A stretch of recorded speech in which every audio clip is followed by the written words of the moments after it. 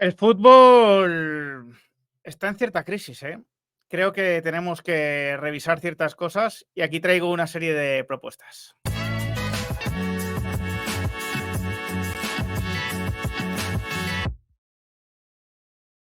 Muy buenas a todos, ¿qué tal? No, este no es un vídeo sobre la Superliga, ¿eh?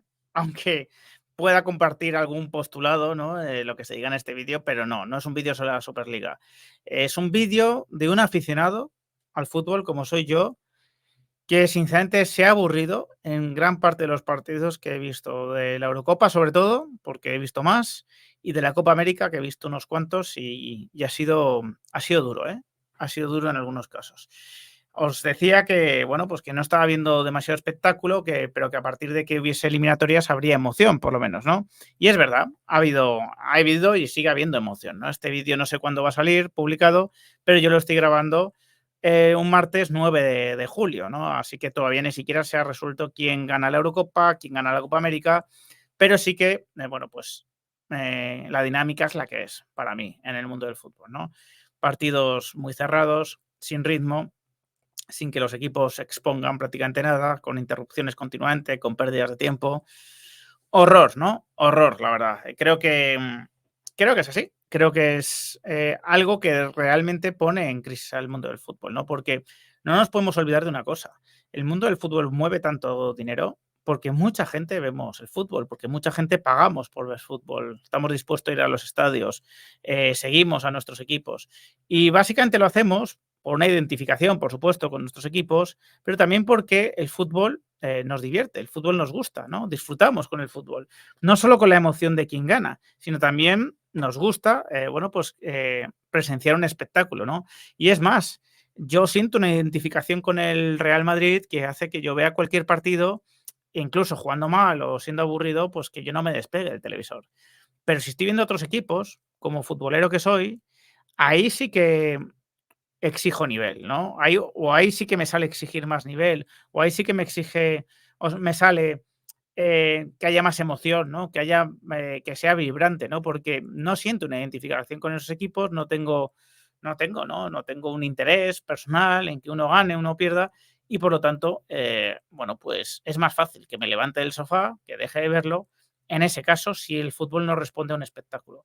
Y como yo, me imagino que habrá mucha gente, ¿no? Mucha gente que está algo desencantada con el mundo del fútbol porque bueno, pues que se aburre más, porque cada vez hay más especulación, ¿no? En cuanto a los planteamientos, y creo que hay que dinamizar, ¿no? Hay que dinamizar el fútbol y hay que meterle ritmo, ¿no? Me parece bien lo del VAR, ya lo sabéis, creo que resuelve injusticias, me parece un gran avance em,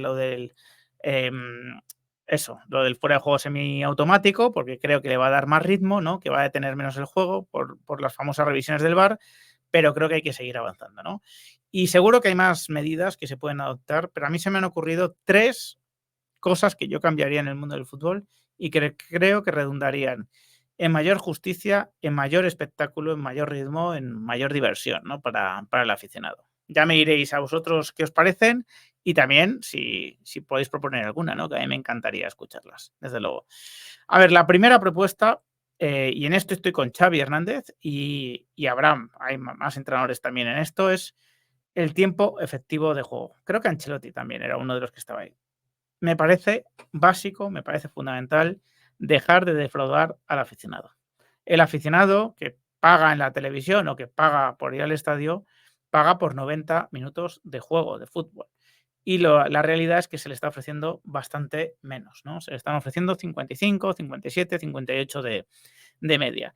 Esto es por las continuas interrupciones que hay, ¿no? Y esto genera injusticias, porque ya no es solo el fraude al aficionado, sino que también es bueno, pues que no hay certidumbre sobre el tiempo de juego que va a haber.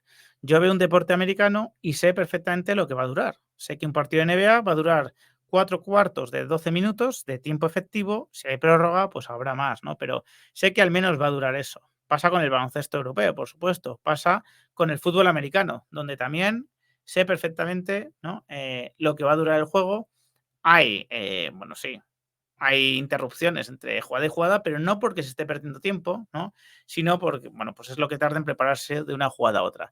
El caso es que cuento con una certidumbre de lo que se va a jugar, ¿no? Y así ocurre con los deportes americanos y así ocurre con muchos deportes, ¿no? Como el fútbol sala, el balonmano, el baloncesto, con muchos. ¿Por qué en el mundo del fútbol tenemos que ser una excepción? ¿Por qué no sé cuánto tiempo voy a ver de fútbol, que es por lo que yo estoy pagando? ¿Por qué incentivamos a aquellos que pierden tiempo? ¿Por qué el que pierde tiempo obtiene un premio por el hecho de perderlo? Vamos a acabar con eso, ¿no? Y creo que la solución, pues no serán seguramente 90 minutos de tiempo efectivo, porque los partidos se alargarían mucho, pero sí establecer una unidad de tiempo que sea siempre igual. Ni descuento, o sea, ni, bueno, la discrecionalidad del árbitro para elegir el descuento, que muchas veces son injustos, ni nada. O sea, vamos a elegir un tiempo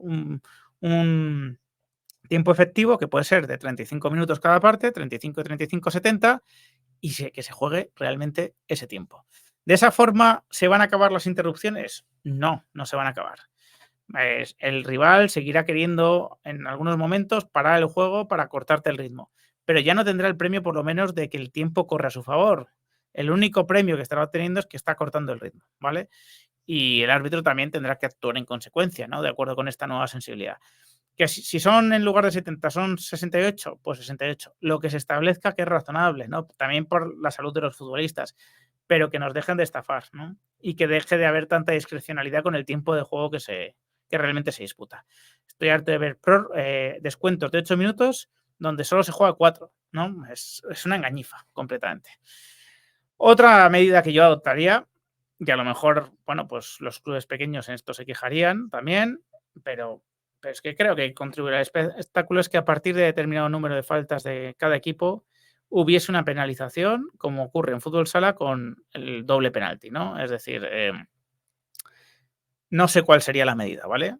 Pero lo que no se puede permitir es un partido como el que vi el otro día de Brasil-Uruguay, donde Uruguay hace en 90 minutos 27 faltas. Creo que eso tendría que tener penalización. Entonces, no sé si el número de faltas permitido antes de que haya penalización tiene que ser 15, tiene que ser 18, no sé cuánto, ¿vale? Que el número está claro que habría que ponerlo, bueno, pues con la estadística en la mano y viendo un partido normal cuántas faltas tiene, ¿no?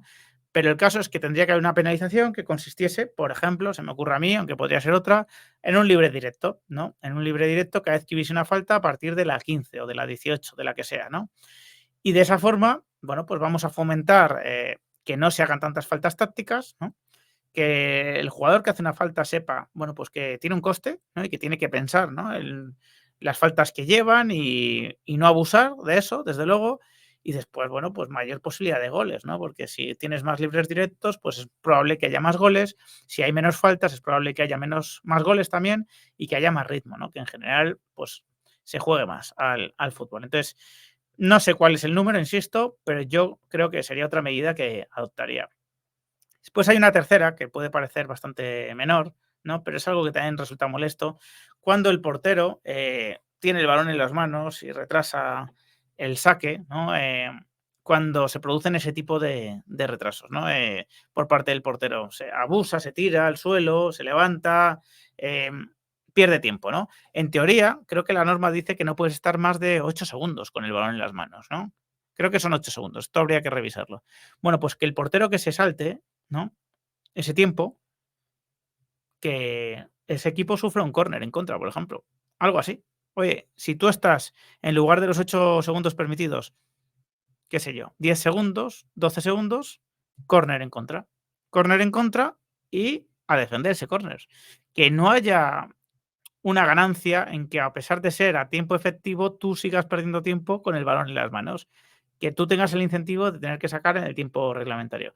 Me parecería, la verdad es que una buena medida y que contribuiría a aumentar el espectáculo, el ritmo, el número de goles, en definitiva, bueno, pues que el aficionado siga apasionado por el fútbol, ¿no? Porque como desaparezcan los aficionados, desaparece el fútbol como lo conocemos.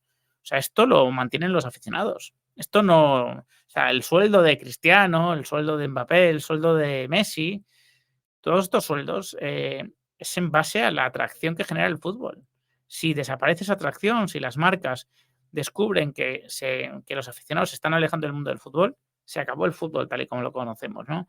Y que nos quiten el juguete sería muy molesto. Así que esta es mi propuesta. Sin más, me despido. Espero vuestros comentarios. Si os ha gustado el vídeo, dejadme un like, compartidlo y suscribíos al canal los que no lo estáis. Un fuerte abrazo.